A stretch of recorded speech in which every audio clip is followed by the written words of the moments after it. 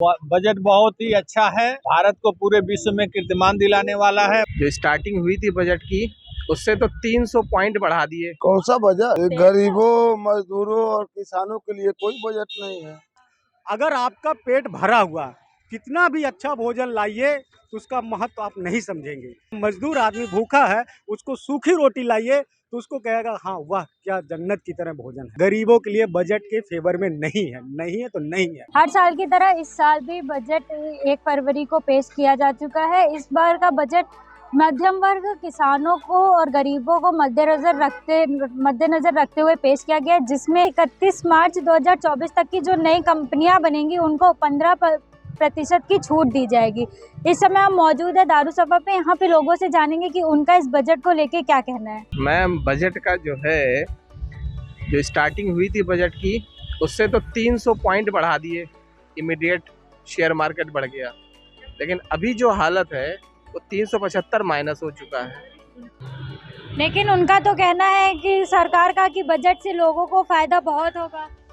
Ma'am, as a individual की अगर हम बात करें तो जो टैक्स पेयर हैं, जैसे मैं, जो कैप बढ़ाया गया है, 7 लाख किया गया है, अगर उसमें कुछ हिडन कंडीशन नहीं लगाई गई तो डेफिनेटली ये एक बहुत बड़ा ग्रुप होगा जो इससे बेनिफिटेड होंगे। लेकिन अगर उसमें कोई कंडीशन नहीं लगी तब, अदरवाइज जैसा कि आज हम देख रहे हैं, बजट आते ही जिस तरह से उछाल आया था शेयर मार्केट में, लेकिन उसके बाद में जो इम्पैक्ट आया है वो किस वजह से आया है इसका अभी एनालिसिस करना टू अर्ली है। लेकिन जो हिडनबर्ग की रिपोर्ट आई है, जो डायरेक्ट अडानी से रिलेटेड है, जिसकी वजह से उनका 6.5 लाख करोड़ रुपए ऑलरेडी डूब चुका है, वो अच्छे साइन नहीं है हमारे लिए। हमें इस चीज़ पे सरकार को, ख़ास करके सरकार को इमीडिएट एक्शन लेना चाहिए, जिससे कि इस तरह की जो किसी की एक रिपोर्ट आने से इस तरह से मार्केट में उथल पुथल हो जाएगी तो हमारे हिंदुस्तानी मार्केट की क्या क्रेडिबिलिटी रहेगी। इसमें हमारा सिर्फ सुझाव है कि गवर्नमेंट को इमीडिएट एक्शन लेना चाहिए। और जहाँ तक रहा बजट का, तो it's too early to analyse anything, but हाँ, टैक्स पेयर के लिए जो टैक्स स्लैब बढ़ाया है वो सराहनीय योग्य है। हर साल की तरह इस साल भी वित्त मंत्री द्वारा बजट पेश किया जा चुका है। ये केंद्र सरकार का उनके कार्यकाल में आखिरी बजट होगा, क्योंकि 2024 में फिर से केंद्र सरकार के चुनाव होने वाले हैं।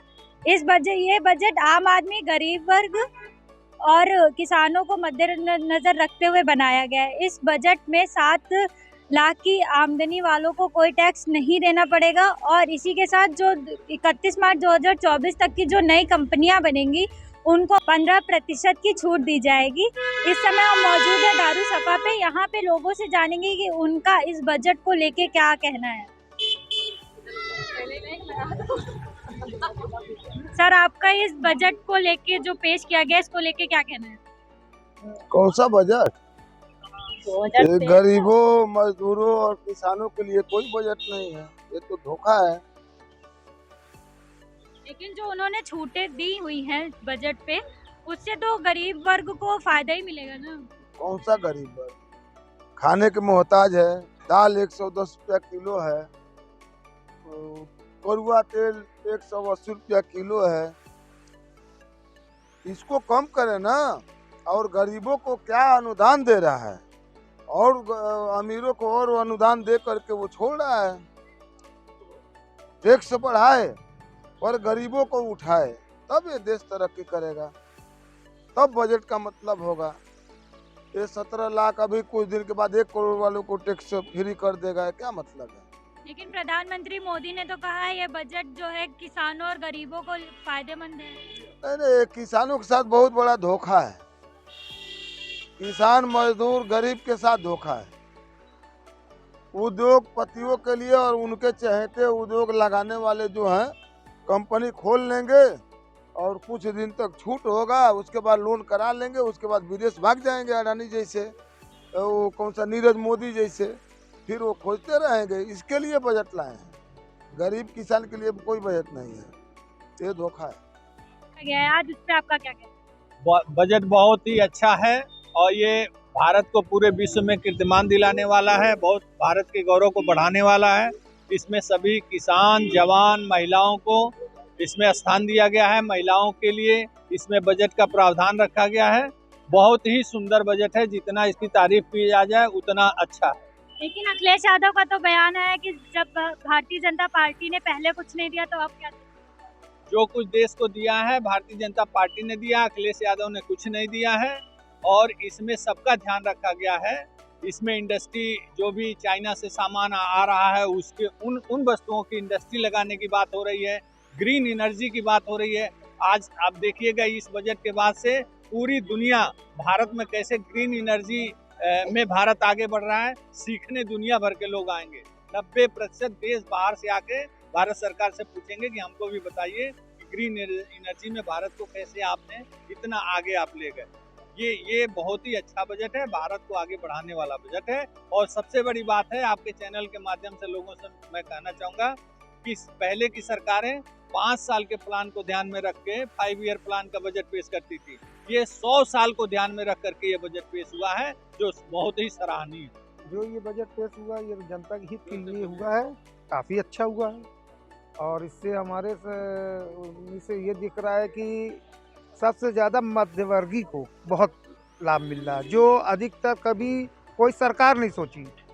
जो भी सरकार अभी तक थी वो सोचती थी या तो उद्योगपतियों के लिए या बहुत गरीब तबके के। बीच में जो मध्यवर्गीय है वो हमेशा बेचारे पिछते चले आए।